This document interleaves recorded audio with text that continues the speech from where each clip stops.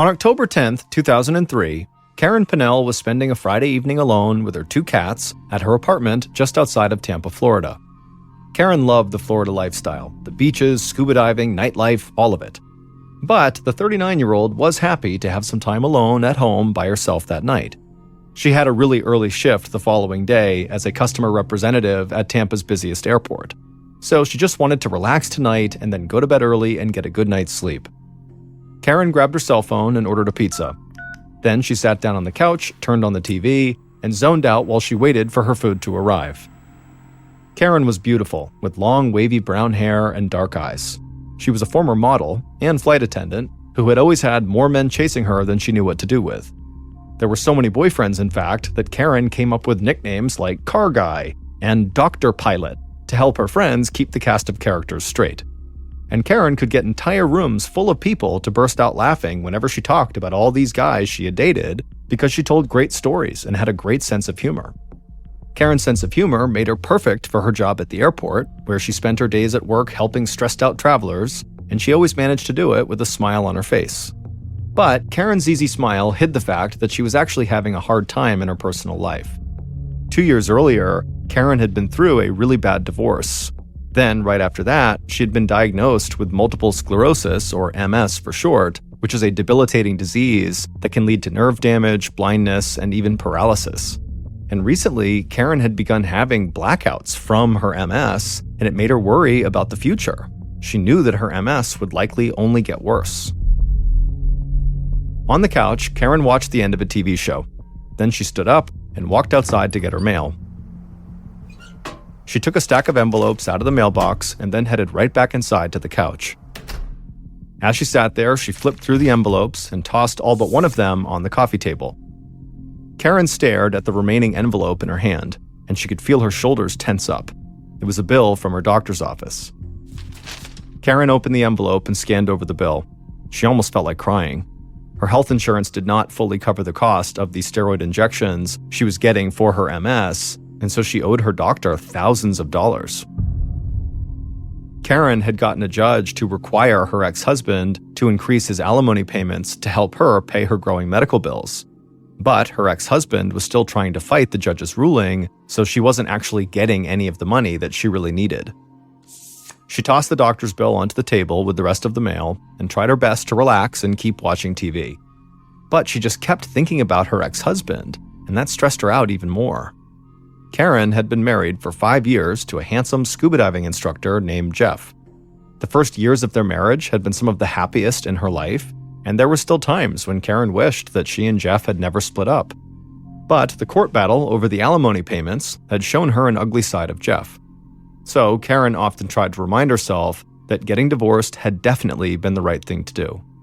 And Karen's friends and her brother Michael always tried to reassure her that she had been right and that things were going to get better. They told Karen she was beautiful and smart and that she would find the perfect guy for her.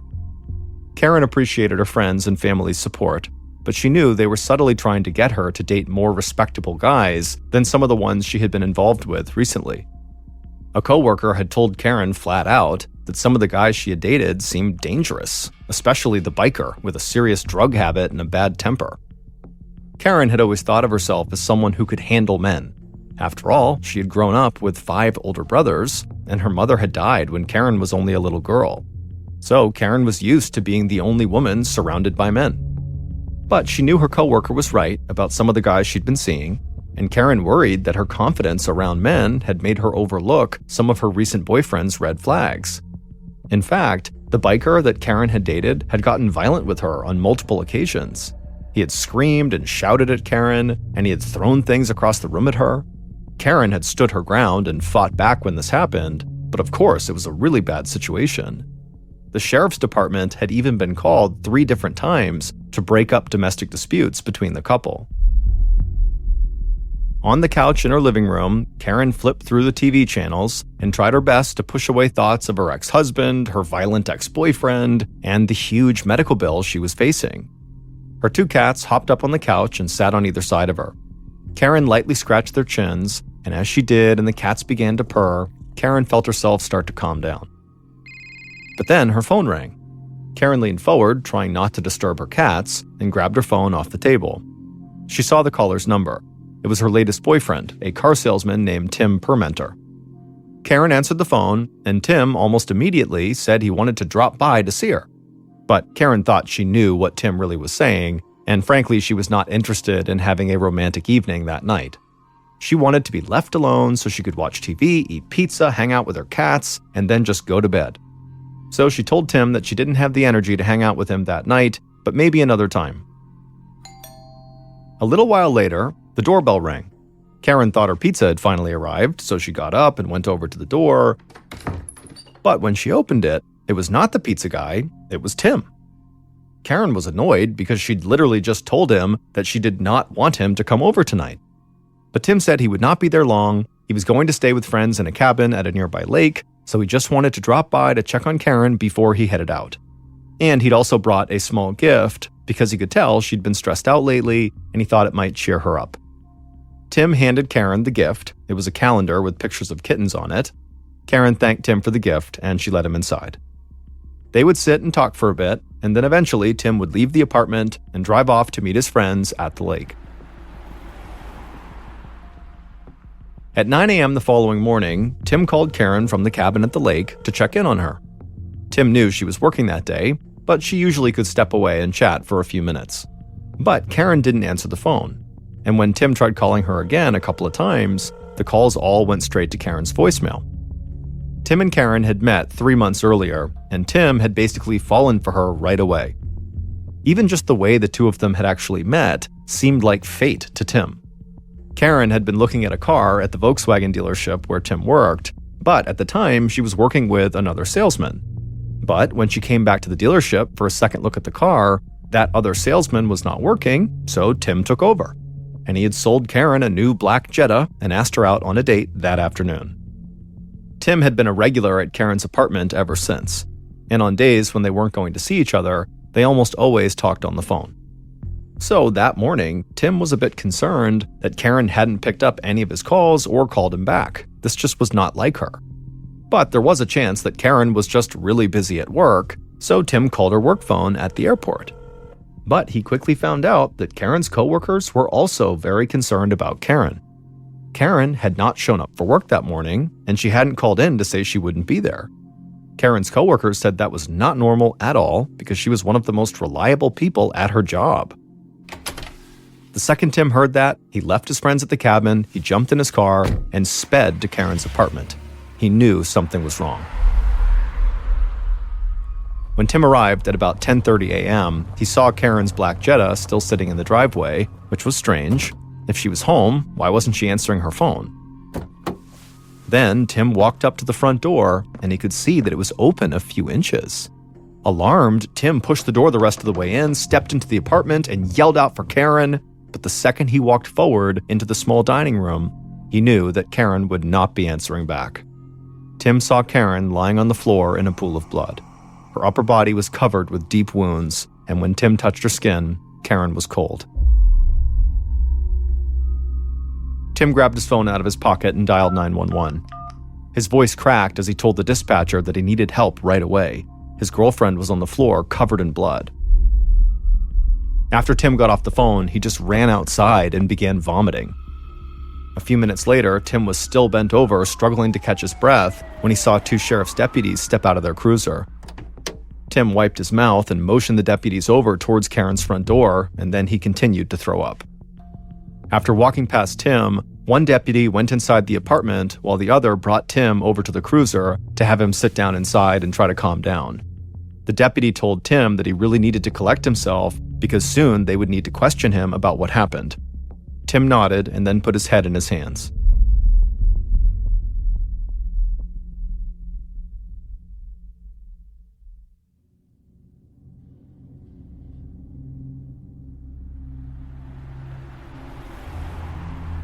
About 30 minutes later, just after 11 a.m., crime scene analyst Anna Cox arrived at Karen's home.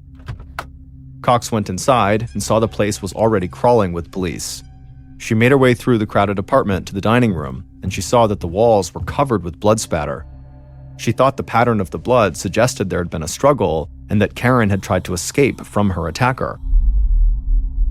Cox crouched down near Karen's body. She saw smaller cuts on Karen's forearms that supported the theory that Karen had tried to fight off her killer. Those cuts on her arms were defensive wounds that someone suffers when they try to hold off a frenzied knife attack with their bare hands. Looking at the pool of dark blood on the floor under Karen's shoulders, Cox was struck by how hard this woman must have fought to try to stay alive, and Cox was determined to make sure that fight had not been for nothing. She couldn't do anything to change what had happened to Karen, but Cox would use every piece of evidence at the scene to help investigators find the person who had committed this horrific crime. Police officers told Cox that the sliding glass doors in the back of the apartment appeared to have been broken into. They thought that might suggest some kind of burglary, and Cox could see Karen's handbag turned upside down on the kitchen counter, which seemed to reinforce the burglary angle. But looking at the bloody body at her feet, it was hard for Cox to believe someone would do that to another human being just for the contents of a purse. But just then, Cox happened to glance at the wall near Karen's body, and for a second, it was like everything else in the room disappeared. 3 capital letters, R-O-C, were handwritten in blood on the wall about a foot above the floor. Cox looked more closely at Karen and saw blood on the tip of her index finger. Then Cox looked back at the wall, totally stunned. Had Karen spent her final moments writing a message in her own blood? Suddenly, Cox felt like she was in a Hollywood movie. In 10 years of scouring crime scenes for evidence, she had never seen anything like this, the last words of a victim written in their own blood. And she knew the first job of the investigative team would be to try to figure out what the letters R-O-C meant. As crime scene analyst Anna Cox remained fixated on the bloody letters written on the dining room wall, lead detectives Sergeant Michael Holbrook and Larry Nelvin walked out of Karen's apartment. The detectives had met with Cox, and they had conducted a thorough search of every room in the house. Now they wanted to talk to Karen's boyfriend, Tim, who was still sitting in the back seat of the police cruiser parked in front of the apartment. When police had first arrived, Tim had been a complete wreck, vomiting constantly on the ground. But when he stepped out of the cruiser and joined the detectives, he was now much more calm, and he said he wanted to help in any way he could. Tim told the detectives that he had stopped by Karen's place the night before to give her a gift, that kitten calendar, before he headed off to see his friends. Detective Holbrook wanted to know why Tim did not spend the night with Karen, and Tim said he knew Karen had to wake up for work, which is why he had made plans to stay with his friends at a place on Moon Lake, 30 miles away. Tim said he'd left Karen's at about 7:30 p.m., and as far as he knew, Karen was going to eat some pizza, watch some TV, and then go to bed. Holbrook didn't say anything, but Tim's story sounded plausible. Investigators had found a partially eaten pizza in Karen's kitchen, along with a receipt showing it had been delivered at 8:48 p.m. So Karen must have been alive at least until then. Tim told the detectives that he had gotten worried about Karen that morning when he learned she had not gone to work, and so that was why he had drove back to her place to investigate.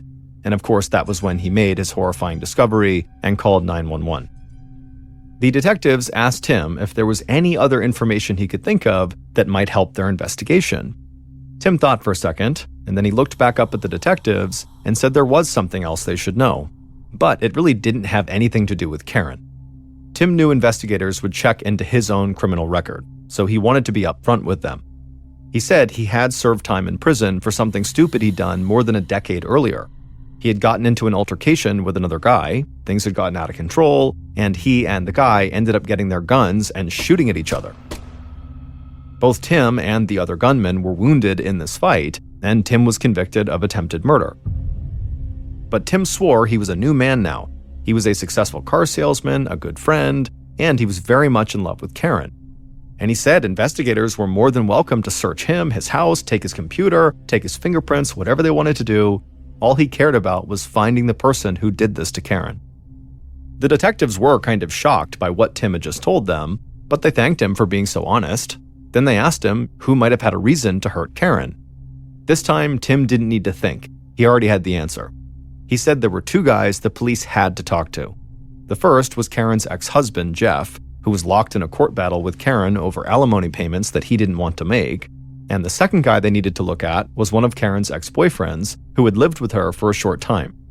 The ex-boyfriend was a big biker, and he had been abusive before he moved out. And recently, he had apparently begun harassing Karen about some desk she had that he claimed belonged to him. Tim told detectives that Karen was a very strong person who believed she could take care of herself in all situations, but Tim said he knew she was terrified of her ex-boyfriend, the biker. Detective Holbrook asked Tim for the name of this biker, and Tim would say the biker's name was Rock Herpich. Rock spelled R-O-C. Suddenly, the detectives felt like they knew what R-O-C meant.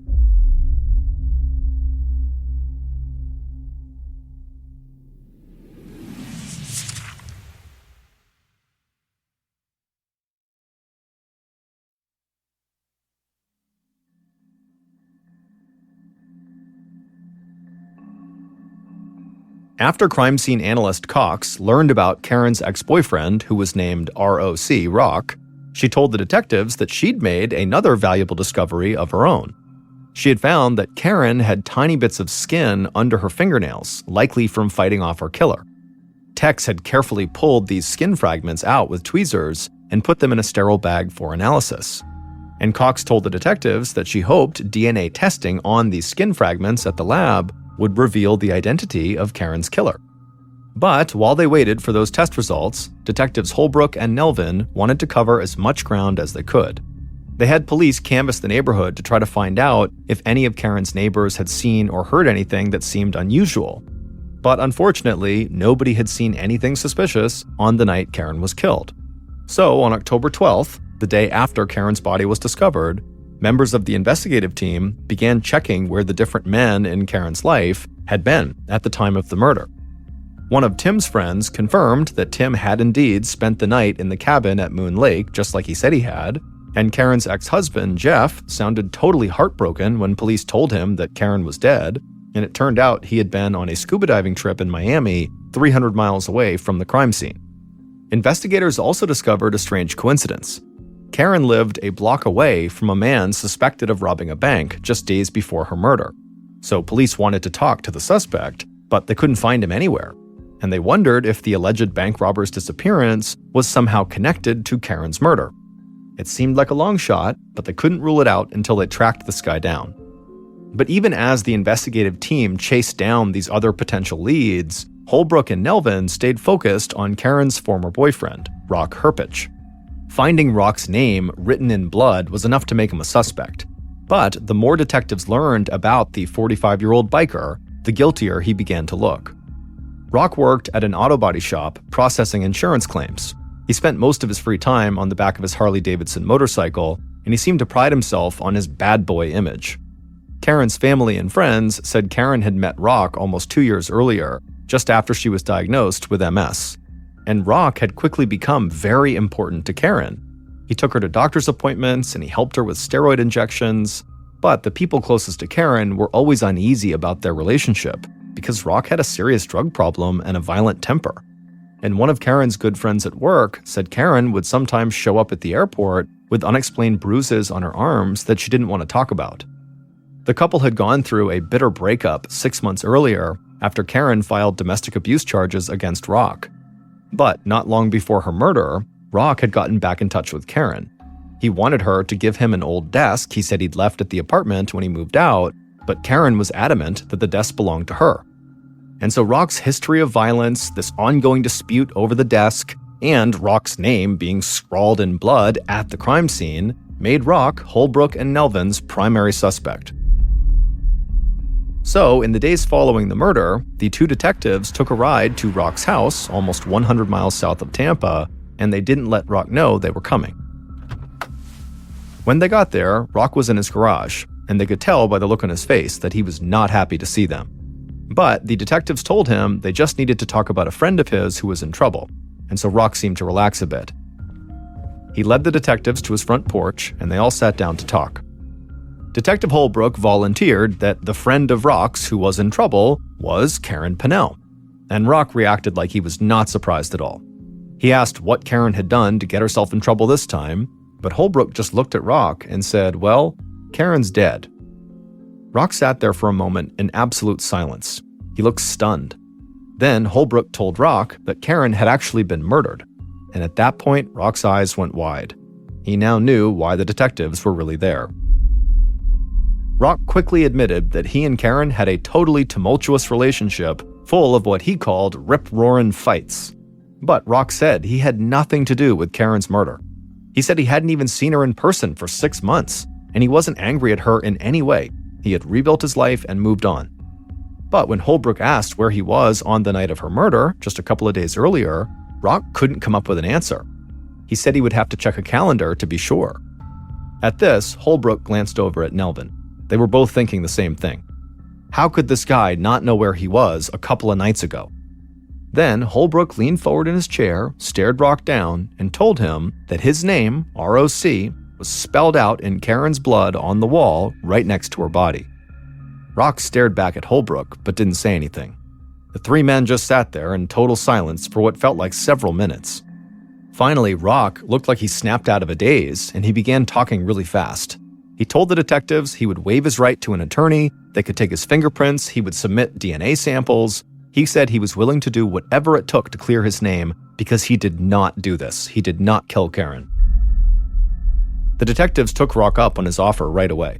They swabbed the inside of his mouth with a Q-tip and collected fingernail clippings for DNA analysis. They also took his fingerprints. Then they thanked Rock for his time and got back on the road. Holbrook and Nelvin discussed the case as they drove back to Tampa, and they agreed that Rock remained their strongest suspect. After all, plenty of guilty people had voluntarily submitted DNA samples during police investigations, so Rock's willingness to do that did not necessarily mean he was innocent. Rock and Karen had a history of physical violence and an ongoing dispute over this desk. And Rock knew Karen well enough that she might have let him in the front door without a confrontation, which could have explained why the neighbors didn't hear anything strange on the night of the murder. But the detectives also agreed that there were still other possibilities. There was the missing bank robbery suspect who lived close to Karen, and there were several men she dated after breaking up with Rock, including an airline pilot who had sent her a string of sexually explicit text messages not long before the murder. So as much as Rock did look like Karen's killer, Holbrook and Nelvin knew they needed to keep open minds. When the detectives got back to their office, Karen's autopsy results were waiting for them. In a way, the findings were not that surprising. Karen had died from being stabbed 16 times in her upper body and neck. One of the wounds was so deep that it nearly severed her spinal column, and another slashed her aorta, which is the body's main artery. In short, Karen had more than one wound that could have been fatal. Seeing all of Karen's injuries spelled out in horrifying detail only underscored what the detectives already suspected. This was likely a crime of passion. The killer didn't just want to hurt Karen, they wanted to destroy her. That made robbery or any other potential motive very unlikely. The killer was probably someone who knew Karen quite well. Unfortunately, the DNA analysis of the skin found under Karen's fingernails was inconclusive. So investigators knew they would have to find another way to identify their killer. But there was something in the autopsy report that took Holbrook and Nelvin by surprise.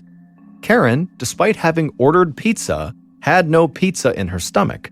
But there were 3 pieces of pizza missing from the pie that she ordered, meaning somebody else had eaten those 3 pieces of pizza on the night of Karen's murder.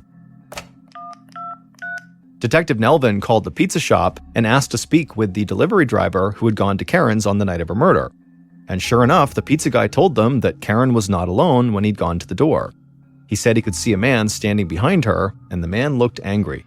So the pizza guy had just dropped off his delivery and headed back to his car as quickly as possible. By the end of that call, Detective Nelvin was pretty sure that angry man in Karen's apartment was the killer. On Thursday, October 16th, so 6 days after the murder, Karen's grieving family had a viewing for Karen at a funeral home in Pensacola, Florida. The undertakers had made a heroic effort to hide all of Karen's stab wounds, but there was only so much they could do. So Karen's brother, Michael, had to adjust her bouquet of flowers to hide the defensive wounds all over one of her hands. The funeral chapel was special to the Pinnell family. Karen's mother had been memorialized there in 1972 when Karen was just 8 years old. The Pinnell family was a military family. Karen's dad was a career Air Force guy who had met her mother while he was stationed in Germany. And for a family that had moved from place to place to follow Karen's father's military assignments, Pensacola became an anchor, the closest thing they had to roots.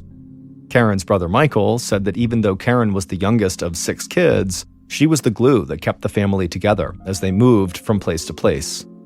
He said she was smart and talented enough to have become a doctor or a scientist, but she was more interested in spending time with family than going off to get degrees. So she had chosen the life of a flight attendant and model. Michael said he felt like he'd had the wind knocked out of him the day that Karen died, and he still felt like he was struggling to breathe. And Michael knew that nothing he said would express how much he and everyone else who was close to Karen would truly miss her. The next day, Karen's coworkers held their own memorial service at the airport chapel. The line of friends and colleagues was out the door as hundreds came to pay their respects. And all anyone could talk about was how much they had loved Karen. While Karen's friends and family mourned her loss and celebrated her life, the police started to eliminate potential suspects and really began to hone in on just Karen's ex-boyfriend, Rock Herpich. The suspected bank robber who lived near Karen turned himself into police, and he was not Karen's murderer. He had been far away from Karen's apartment on the night she was killed. Detectives Holbrook and Nelvin also tracked down the airline pilot who had been sending sexually explicit text messages to Karen, and he had a strong alibi too. He was flying a plane over the Middle East when Karen was murdered. But even as the detectives narrowed down the list of suspects, they still didn't feel like they had enough evidence to arrest Rock. The guy had a clear history of violence, and his name had been written in blood on the wall, but Holbrook and Nelvin knew they needed something clear-cut that would put him at Karen's house at the time she had been killed. While the detectives continued their investigation, crime scene analyst Anna Cox could not stop thinking about the letters ROC. She spent hours staring at them on the wall at Karen's apartment. Those 3 letters, written in Karen's blood, were powerful evidence, and Cox knew that ROC had potentially been Karen's last word. In a courtroom, the dying words of a crime victim get special weight from judges and juries. It's called a dying declaration and treated as the words of someone with no reason to lie. They're going to die anyways. In this case, Karen seemed to be saying, "Rock killed me." But Cox had to be sure that was the case, and her obsession with just staring at those letters on the wall was not giving her any new evidence. So Cox did something unusual. She cut out the section of sheetrock where the 3 letters appeared on the wall and brought it back to her lab at the Pinellas County Sheriff's Office. She wanted to do some more research there. In her lab, Cox looked at the letters under a high-powered microscope, and at first, she couldn't believe what she was looking at. She stepped back from the microscope and took a breath, and then leaned back in to take another look at the letters. This time, Cox felt her face flush and her hands start to shake with excitement. She knew she had just discovered something that she would never have found if she had just kept staring at the wall in Karen's apartment. And this new discovery led Cox right to another major piece of evidence. So she grabbed her phone and called Detectives Holbrook and Nelvin to tell them what she had just found. And not long after that, the detectives were confident they knew who had killed Karen.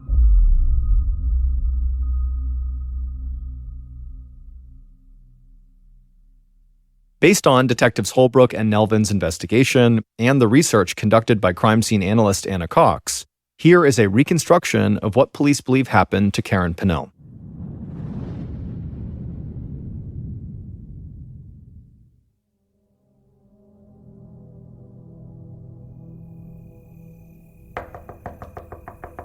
On the night of October 10th, 2003, the killer knocked on Karen's front door. He could hear the TV inside, and then he heard Karen unlocking the door. When the door opened up, Karen looked exhausted standing in the doorway, but she was still beautiful. The killer followed Karen into her living room and then sat down on the couch next to her. Karen and the killer talked for a few minutes, and then there was another knock at the door. Karen immediately hopped up from the couch and began walking towards the door.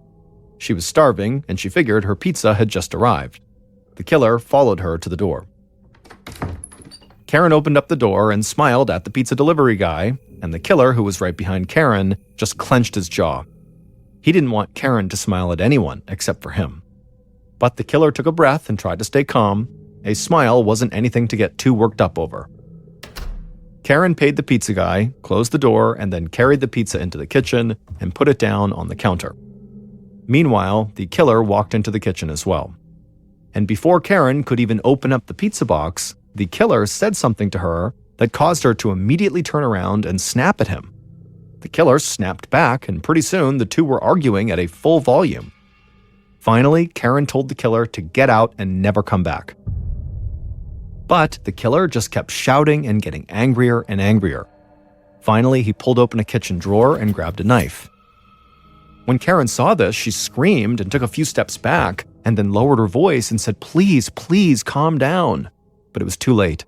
The killer flew into a rage and raised the knife and began slashing at Karen.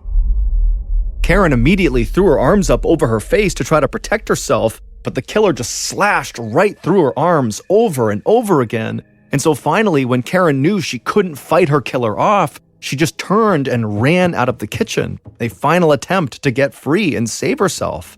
But the killer caught her in the dining room. He grabbed Karen and slammed the knife into her back. Then the killer turned Karen around, pulled the knife out, and stabbed her again, this time in the chest. Karen fell into her back on the dining room floor, covered in blood. But the killer wasn't done. The killer crouched over her, stabbing her in the neck and the chest over and over again. And as he did this, blood spattered on the walls and pooled under Karen's body. Finally, the killer stood up and stepped back, out of breath. Despite the frenzy of this attack, the killer very quickly calmed down afterwards. In fact, right after killing Karen, the killer, still carrying the bloody knife in hand, walked over to the pizza box, opened it up, and casually ate 3 slices of pizza. After eating, the killer walked over to the dining room table and turned Karen's purse over so the objects inside would spill out. Then he went to the back of the apartment and opened up the sliding glass door. Maybe the police would think there had been a robbery.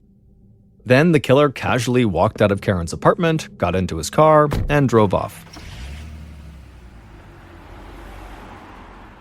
But hours later, when the apartment complex had gone dark and quiet, the killer returned to Karen's apartment, and he slipped back inside unnoticed. He walked right to a closet and found a pair of gloves that Karen used for gardening. The killer put those gloves on and then walked into the dining room where Karen was still lying in a pool of blood.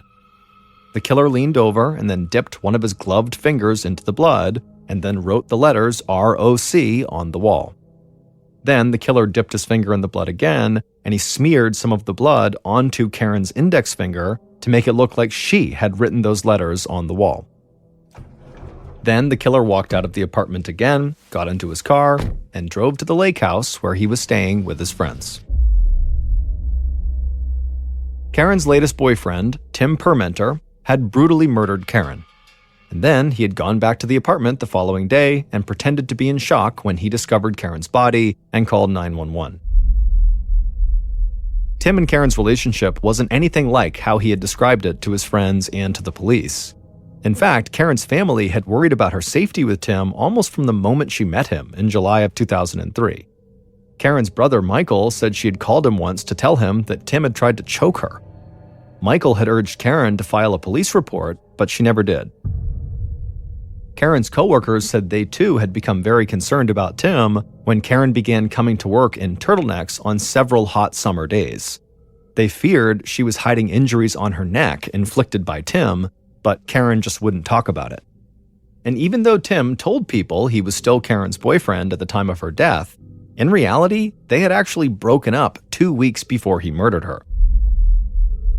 2 weeks before he murdered her, on September 29th, 2003, the couple had been watching a TV show about people who keep secrets from other people when Tim decided to share a secret of his own.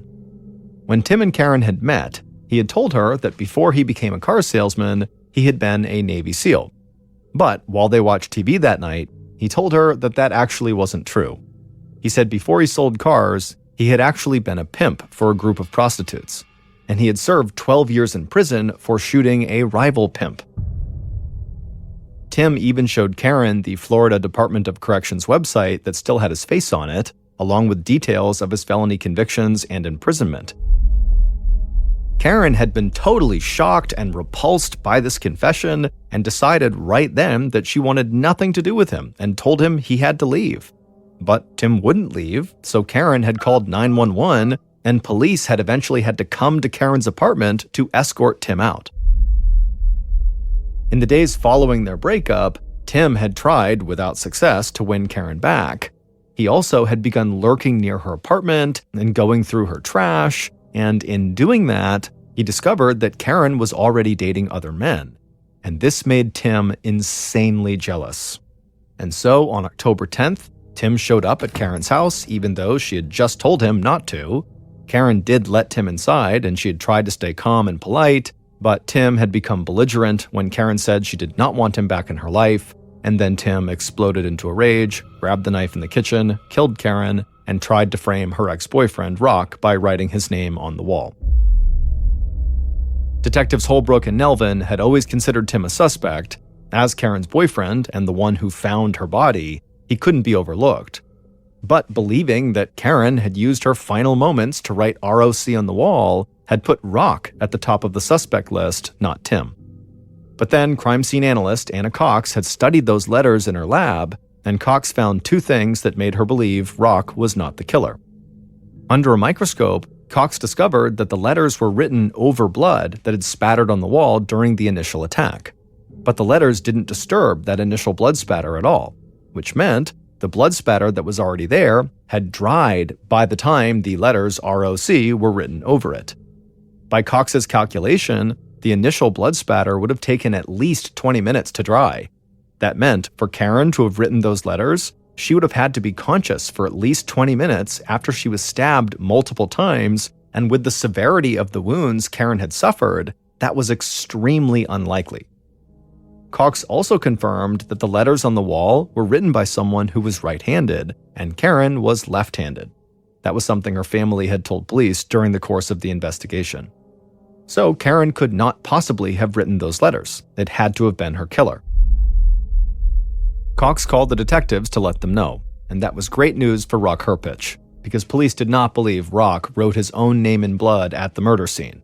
And Rock was deeply grateful for Cox's discovery. He would say science saved his life. With Rock no longer a suspect, the detectives focused on Tim. Detective Nelvin obtained cell phone tower data from the night of the murder, and it showed that Tim had called his friend at the lake at 9:32 p.m. from a spot that was actually near Karen's apartment. Tim had told police that he'd left Karen's by 7:30 p.m. to go to the lake, but the phone records suggested he was still in or near Karen's apartment 2 hours after that. The detectives brought Tim in for a second round of questioning. They told Tim they were sure he had lied to them about the time he had left Karen's apartment to avoid suspicion in her murder. They also told him that his fingerprints were all over the pizza box delivered to Karen's home that night.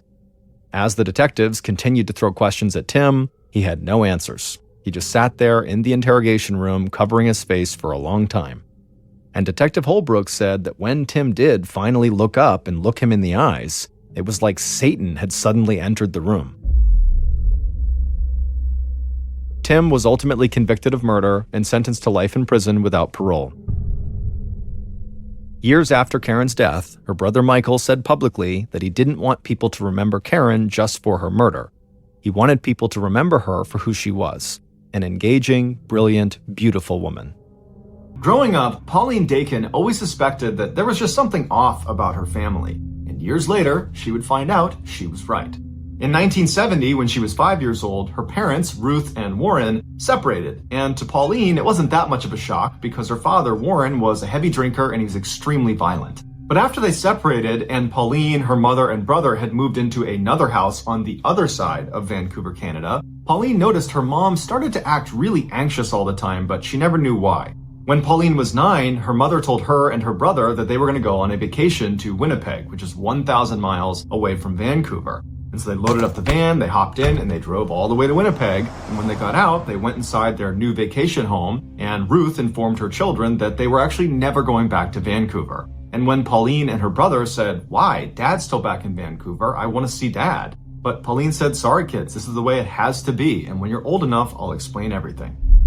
Confused and sad, Pauline and her brother began starting a new life in Winnipeg. Over the next 4 years, Pauline never saw her father, and so she lost touch with him. But she started making a couple close friends in Winnipeg, and she was starting to feel like this was home. But right as she was starting to feel normal, her mother told her and her brother that they needed to move right now all over again. This time they were going to go all the way to New Brunswick, the far east side of Canada. Their mother made them swear they would tell no one about this move. But later that day, when Pauline was with her best friend Wendy, she let it slip that she was moving, and so when Ruth came to pick Pauline up from Wendy's house, the two girls had to effect these sort of breezy goodbyes to each other so that Pauline's mother wouldn't suspect anything. Once in New Brunswick, the family did put down roots and they stayed there for many years, but Pauline's mother still was just incredibly anxious and paranoid about something. The kids just had no idea what it was. Fast forward to 1988, when Pauline was 23 years old, she had moved 2 hours away from the family home in New Brunswick and was living with her boyfriend and was working as a reporter at a local newspaper. And during that time, her mother called her and said, "Hey, I'd like to meet you at a motel. I'm finally ready to tell you everything about your childhood."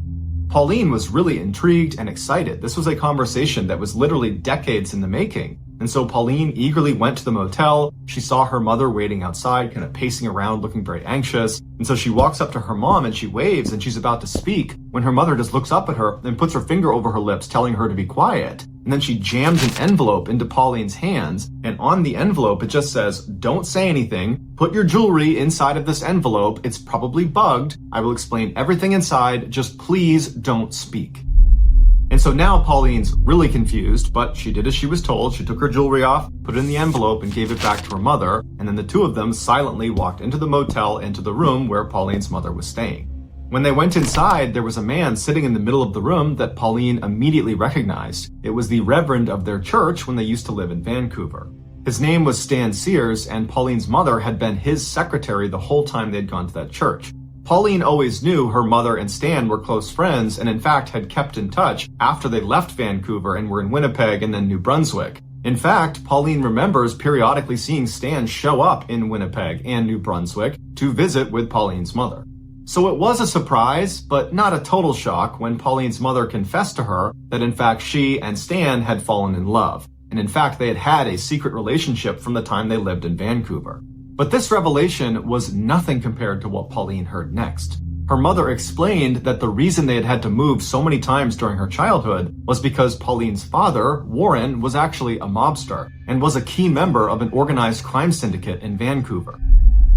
Right after they separated, Pauline's mother found out she had a hit put on her head because the mob now believed that the husband could not control her anymore and she knew too much.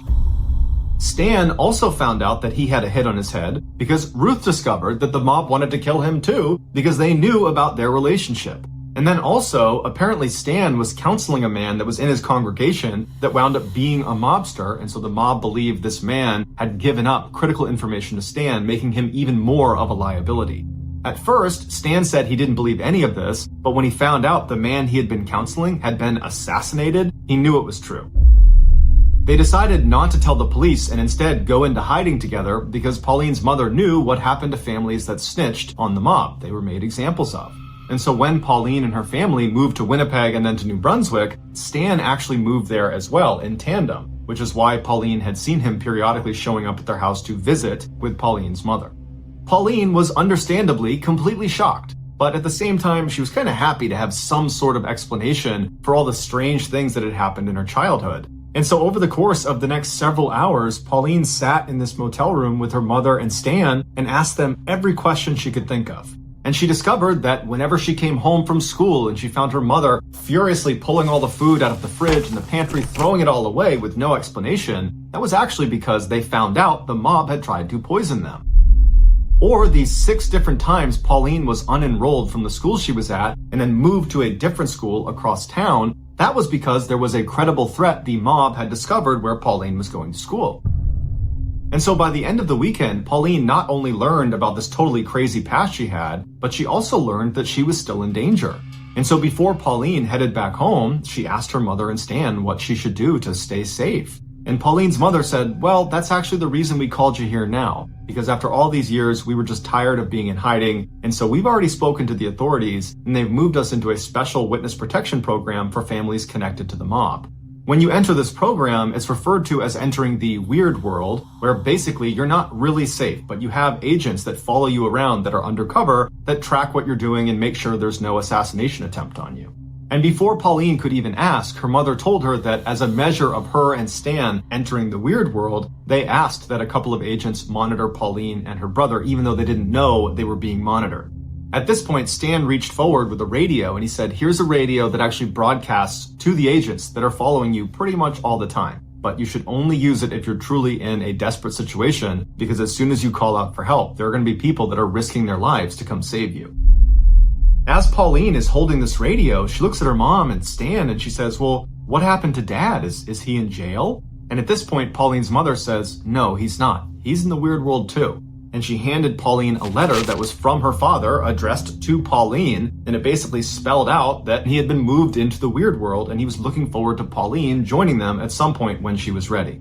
So now Pauline has this radio and this letter, and she's looking at her mother and Stan, and she's just totally overwhelmed, and her mother just tells her, go home, think about what you want to do next, and if you want to join the witness protection program and join the weird world with us, just let me know and we'll make it happen. And so Pauline, who's in a total state of shock, gives her mom a hug and gives Stan a hug and says, okay, bye, I'll be in touch. And she leaves the motel and she gets in her car and she's about to back up when she looks and sees Stan running outside holding something in his hand. And so Pauline stops, Stan runs up to the window and he says, hey, I forgot to give you this. And he held up this round piece of metal that he told her was a GPS transponder. It was magnetized and she should put it out of sight underneath her car. And what it does is it constantly gives off her location to the agents that are following her. So if she was in trouble, it would be easier for them to find her. And so Pauline thanked him, put the transponder under her car, and Stan went back into the motel. And so Pauline went back home with the intention of just digesting this information, knowing that she was being watched, she had this radio, she was, relatively safe, and her plan was to just give it a couple of days before she committed to joining the witness protection program and joining the weird world. But after only a couple of days, her paranoia was so high that she dumped her boyfriend, she quit her job, and she moved out of her house into a separate apartment, and she called her mother and said, I can't take it anymore, I feel totally unsafe, I want to join the weird world.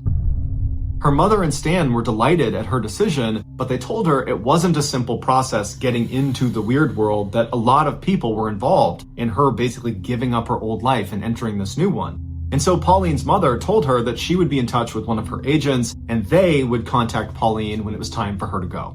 And in that time, Pauline met a new boyfriend, Kevin, who became her husband. And in conversations with him, Pauline started to doubt this whole mafia thing was even true. And so she decided, in order to find out if this really was a real thing, that the mafia was actually after them, that Pauline would need to set up a sting operation on her mother and Stan. And so Pauline called her mother and very convincingly told her that, oh my goodness, someone just broke into my apartment. I think it was someone from the mafia. I don't know what happened, but can you tell me what to do? Should I call the police? What do I do? And her mother said, no, don't call the police. Whatever you do, don't call the police. I'm going to get in touch with Stan and see if he knows what to do.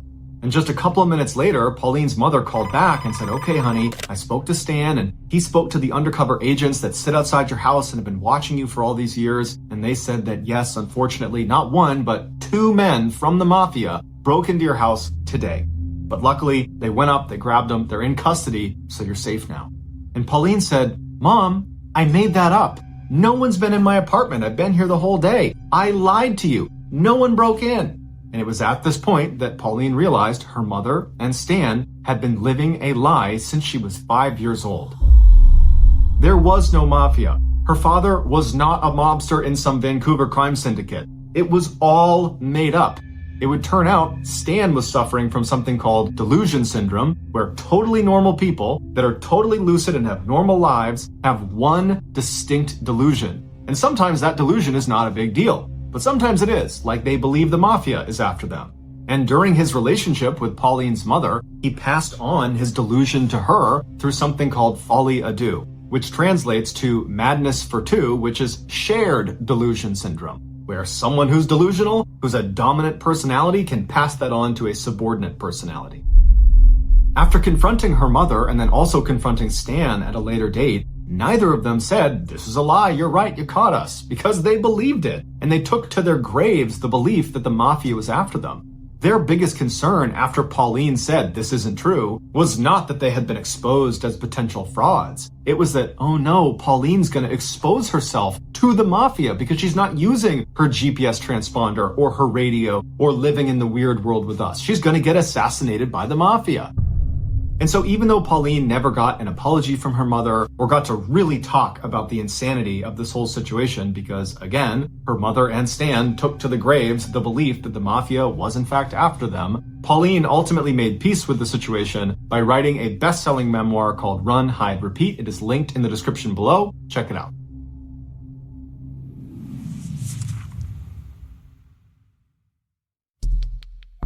Our next story is called Family Road Trip.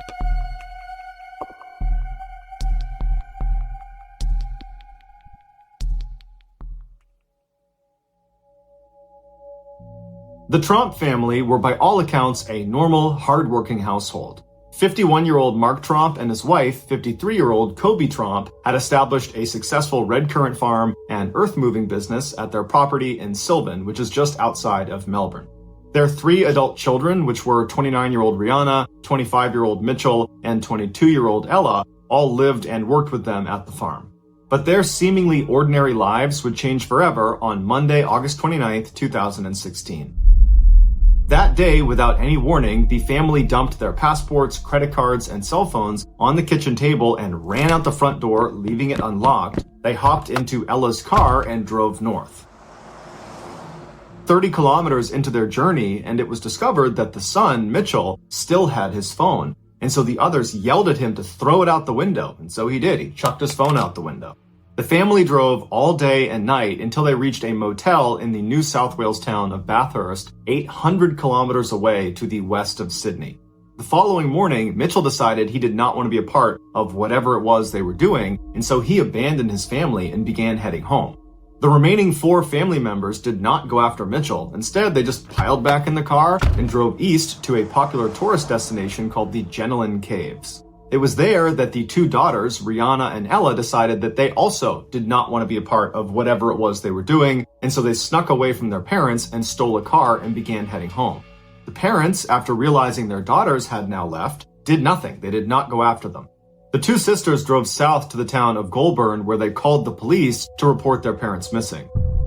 The story made its way into the media, where the family was initially ridiculed for getting lost in the first place and getting completely separated in an area they should know well. This is their country. It's not a remote area. They were near big established towns the entire time. It just didn't make sense. But when police went to the Trump family farm back in Sylvan and they discovered the front door was unlocked, there were credit cards, passports, and phones on the table, suddenly it seemed like there was a lot more to this case than met the eye. And so as this strangeness came into focus in the media, people stopped ridiculing the family and began speculating what caused them to suddenly flee their house. Was it something in the water they were drinking? Was there chemicals on the farm that was screwing up their brain? Were they running from someone? Were they in debt? What was it that caused this strange, sudden departure? Back in Goulburn, after reporting their parents missing, Rihanna and Ella inexplicably separated at a gas station. Rihanna just climbed in the back of some utility truck, and Ella hopped in the stolen vehicle and started driving home. Later that night, Ella would become the first Trump family member to be located by police when she arrived at the farm and police were waiting for her there. Mitchell would arrive back home the following morning after taking a series of trains to get there. Once Mitchell and Ella were reunited, they made a statement to the media outside of the family farm, and as you're looking at them, it's clear they're totally shell-shocked. They don't know what's happened, and they're trying to articulate why their family left in the first place and what they were doing and where they're going, and the best they could do was to say, well, there was a lot of pressure on our family, and it was building up, and these things are just difficult to explain, and I don't really know what we were doing. Mitchell would say that there was a belief that people were after them, there was some paranoia there, but that paranoia was predominantly held by their parents. While Mitchell and Ella were certainly in a state of shock, they did seem mentally stable. The same could not be said for their sister, Rihanna. She was discovered by the driver of the truck she had snuck into after he had driven over an hour away. He had pulled over to check on something. He had gone around the back and then had the life scared out of him when he saw Rihanna just sitting there in a what he called catatonic state. She didn't know her name. She didn't know where she was just sitting there. Rihanna was taken to the Goulburn hospital where she was put into their psychiatric unit. As media interest grew, the parents, Mark and Kobe, got back in their car up at the Jenolan Caves and drove south towards Melbourne. A day later, on Wednesday, the pair had driven 600 kilometers to the Victorian town of Wangaratta, where they too inexplicably separated. Kobe turned around and started heading north again by means which are still a mystery, and a day later was found 350 kilometers away in the town of Yass in a very agitated state. She was taken to a hospital there, but then transferred to the Goulburn psychiatric unit to be with her daughter, Rihanna. Mark stayed in Wangaratta, and he was there for several days, and during his time there, he was spotted by a young couple really aggressively tailgating them, and then he was spotted again on another day fleeing from the car he had been driving. Finally, on Saturday evening, all of the Tromp family members were accounted for when Mark was finally discovered sitting next to the road near the Wangaratta airport. He was questioned by police and then assessed by a mental health officer and then was released into the custody of his brother, who was a police officer. And as they drove away, Mark turned around and flipped off the photographers that had converged on the spot. He later released a more contrite statement apologizing for the hurt and concern that were caused by these events, and he also paid respect to the police and the volunteers that went out looking for them. After the investigation, the police determined that nobody was chasing this family. They were not in any danger. The family had also not taken any drugs. They were not in debt. They were not involved in any sort of religious cult. And prior to this strange event, the family had no history of mental health issues. After the dust had settled and the Tromp family was just back at their farm going about their normal life, every media outlet wanted an interview with them to try to learn more about why this strange thing happened. But the family said, we're not doing interviews, we're not putting out any more statements, we just want to be left alone. And so as a result, all people could do was theorize. And the leading theory was that the Tromp family was suffering from something called folie à deux, which is a French term that means madness for two. And what happens is one person who is delusional can pass that delusion on to other people. And this typically only happens in very close-knit families or in very tight romantic relationships. While it's unclear which of the Tromps became psychotic first, doctors say it is clear at some point they were in a cycle of reinforcing each other's delusions if this folie à deux theory is the right one. While the full reasons for why the Tromps went on this strange voyage will probably never be known, the police deemed it a family matter and did not press charges.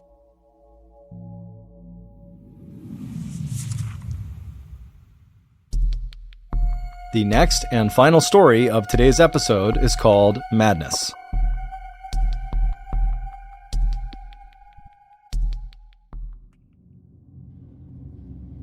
After being apart for many years, identical twin sisters Ursula and Sabina Eriksson were finally reunited on May 15, 2008. Within 24 hours of their long-awaited reunion, the 41-year-old Swedish sisters boarded a ferry for Liverpool, England. They arrived in Liverpool at 8:30 in the morning on Saturday, May 17th, and their first stop was going to the St. Anne's police station, where Sabina would tell them that she's very concerned for the safety of her kids back in Ireland. The police would say, okay, we'll follow up, and they got in touch with their counterparts in Dublin, Ireland, who went over to the house and everything was fine. So the women leave the police station on foot and they make their way over to a bus stop, and they ultimately board a bus bound for London at about 11:30 in the morning. So they get in the bus and they start moving, and the driver asks them to take their luggage and put it in the luggage hold. But the women aggressively refuse to give up their luggage. And in fact, they start clutching their luggage against their chest. So the driver starts to feel really uncomfortable about having these two women on the bus and ultimately decides to just pull over at a service station outside of the city and tell them to get off the bus. They get off, and the driver ends up calling the police and telling them there's something weird going on with these two women. I don't know what's inside their bags, but you might want to come check it out. As it happened, there was already a police officer at the service station who came right over to the women and started talking to them as the bus driver took off. During their conversation, the police officer felt like these two women were not a threat to anybody, and it was just a big misunderstanding, and they let them go. So the officer leaves, and these two women who don't have a car start walking down the highway on foot. Shortly thereafter, a security camera on the highway picks up the two women walking down the median of this very busy highway, and at some point, they try to cross the street. And it's obvious as you're watching this video that they're not going to make it. There's so many cars. And immediately, Sabina gets hit by a car. Now, Sabina was only grazed by the car, so she was okay, and she and her sister went back to the median of this highway. But enough motorists saw this happen that they called the police. And it just so happened that the responding patrol car that was in the area was being shadowed by a film crew that was filming for a TV show called Traffic Cops. So this patrol car shows up with cameras rolling, and they're able to get the sisters from the median over to the shoulder on the other side of the road. And they're talking to them like, what's going on? What are you doing here? And on camera, everything seems totally fine. Like there is no major issues here. These women were just stranded and were making some bad decisions walking down a highway on foot. Then all of a sudden, Ursula turns away from the officers and tries to run into traffic. And there are cars whizzing by. They have not stopped traffic. And one of the officers manages to grab her arm, but only gets her jacket, which she's able to wriggle out of before launching into traffic, literally leaping into traffic, and gets hit by a huge truck going 60 miles an hour and gets thrown down the road. Literally a second later, as everyone's like, what is going on? Sabina yells, they're gonna steal your organs! And she leaps into traffic and gets hit by another car. Immediately, police run in the road, they stop traffic, and they go up to Ursula, who was the first to get hit, and they see her legs are definitely broken, but she's alive. As for Sabina, she was totally unconscious, and they didn't know if she was gonna make it. When the paramedics finally show up, Ursula, who has the broken legs, fights to sit up, and they're trying to tell her, like, lay down, you're hurt, you have shattered legs, you're lucky to be alive, lay down. She's not listening. In fact, she's violently trying to sit up, and she starts spitting at the paramedics and the police and screaming obscenities at them like they're trying to hurt her. And they're like, we're the police, we're the paramedics, we're trying to help you. At the same time, Sabina regains consciousness, and even though paramedics and police are trying to keep her laying on the ground, she begins fighting her way up and is pushing the police off of her and finally stands up and literally squares off with one of the police officers and decks her in the face before running down the road. Police would have to run down the road after her and literally surround her as she's got her fists up like she's going to fight anybody that touches her, and they would have to tackle her to the ground and put her in handcuffs just to keep her from hurting herself. Both sisters would be transported to the hospital, and when they got there, they both apparently were acting normal again. Ursula, because of her broken legs, would be admitted to the hospital, and apparently she would stay normal and would eventually make a recovery and would be released. There were no charges pressed against her. As for Sabina, the doctors checked her out and she didn't appear to have any injuries. So they released her and she was brought to the police station to be charged for punching the police officer in the face.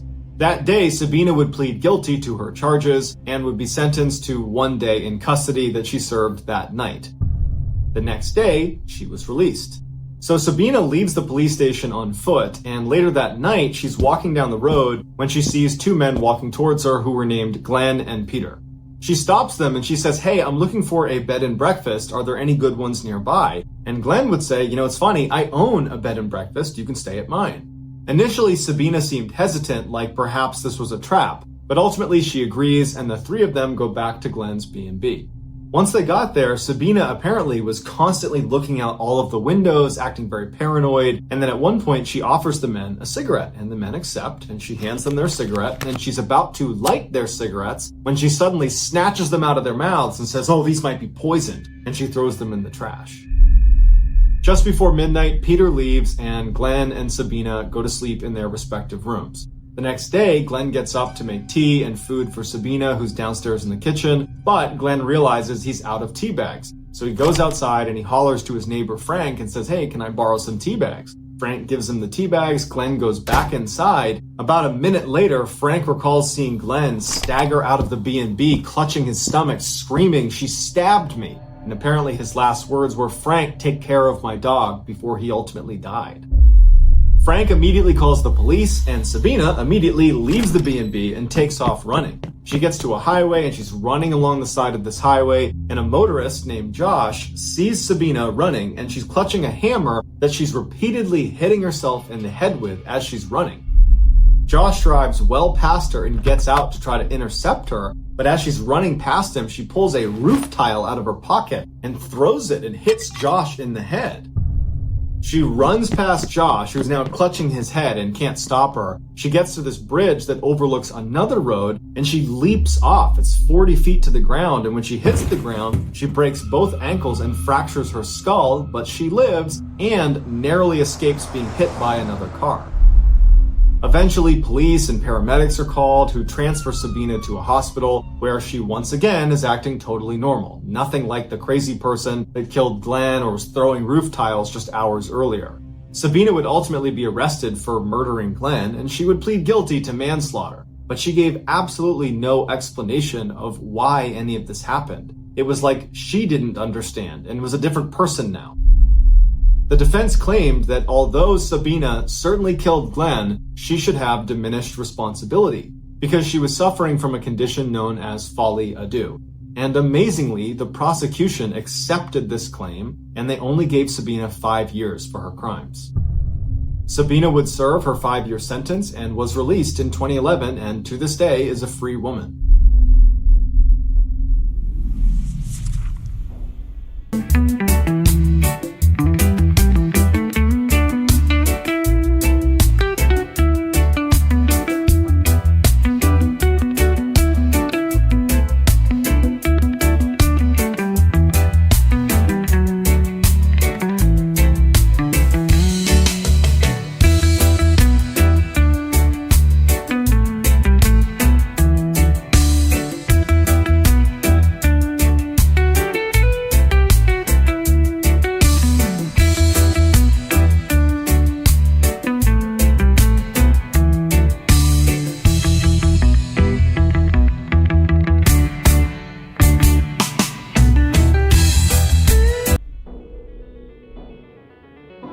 Thank you for listening to the MrBallen's podcast. If you got something out of this episode and you haven't done this already, please remove all the raisins from the Amazon Music follow button's Raisin brand.